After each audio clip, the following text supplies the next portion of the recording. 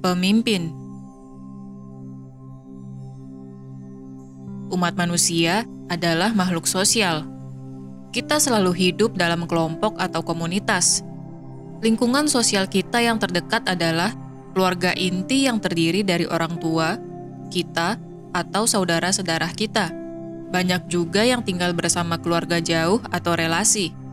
Apapun bentuk koneksi kita dengan orang lain, hal ini menunjukkan bagaimana kita sebagai individu sebenarnya saling membutuhkan satu sama lain.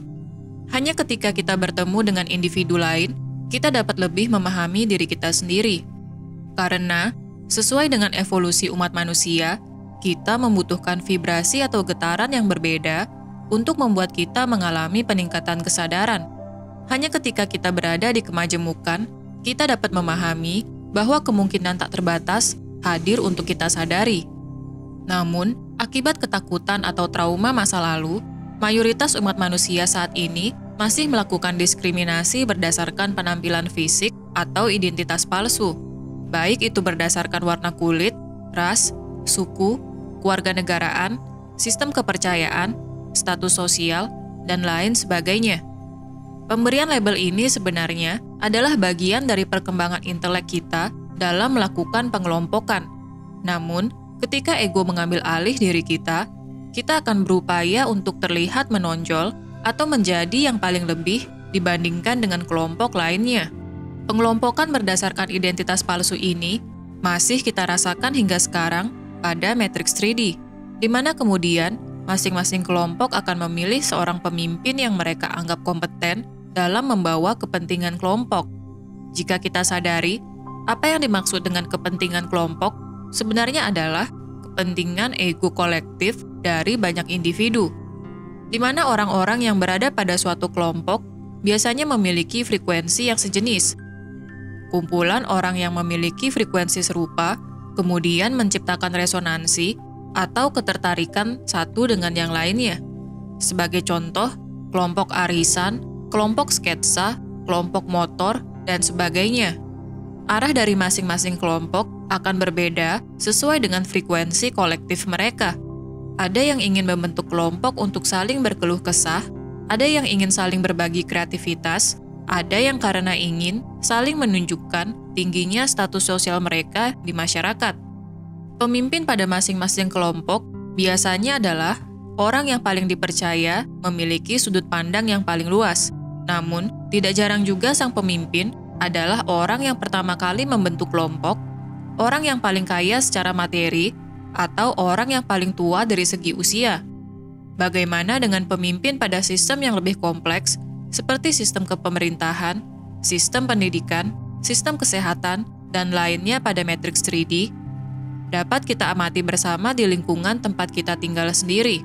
Apakah orang yang berada di posisi pemimpin adalah orang yang kompeten di bidangnya, atau mereka adalah orang yang berpengaruh dari partai politik tertentu? Tidak bisa kita pungkiri bahwa permainan politik pada Matrix 3D menciptakan koneksi ke berbagai sistem, seperti sistem kepemerintahan, sistem pendidikan, sistem kesehatan, hingga ke sistem kepercayaan sekalipun. Pola yang terjadi adalah ketika sistem politik sudah merajalela, maka kepentingan politik akan membuat para pemimpin berlomba-lomba menciptakan koalisi atau ikatan dengan berbagai sistem.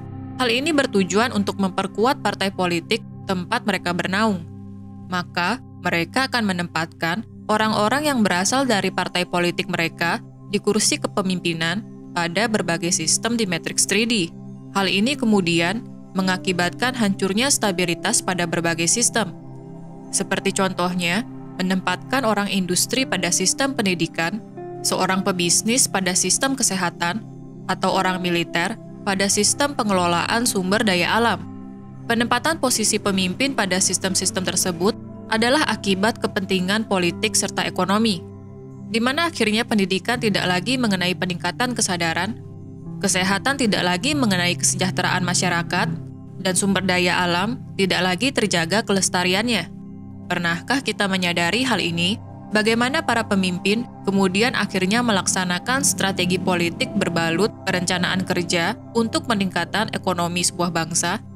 Ketika orang-orang yang tidak memiliki kesadaran melayani sesama ditempatkan pada posisi pemimpin, sudah dapat dipastikan kesadaran kolektif tidak akan pernah tercapai. Para pemimpin tersebut akan terus menjaga matriks 3D untuk menidurkan masyarakat dan menyebarluaskan ketakutan, bukan cinta kasih yang seharusnya dilakukan oleh seorang pemimpin. Kemudian, apakah kita harus takut ketika para pemimpin yang berada pada matriks 3D adalah kumpulan dari orang-orang yang bertujuan untuk melayani ego? Jawabannya adalah tidak.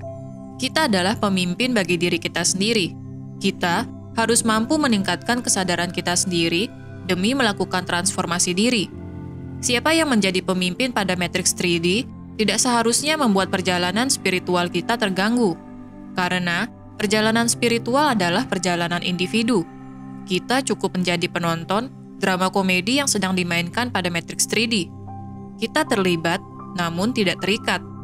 Kita harus menyadari bahwa pemimpin yang sesungguhnya dipilih berdasarkan tingkat kesadarannya, di mana ia kemudian dipilih oleh kaum mayoritas berdasarkan keselarasan alam batin dan alam fisik yang ia tempati, sehingga ia dapat menjadi jembatan atau portal bagi kaum mayoritas merasakan keilahian Sang Pencipta.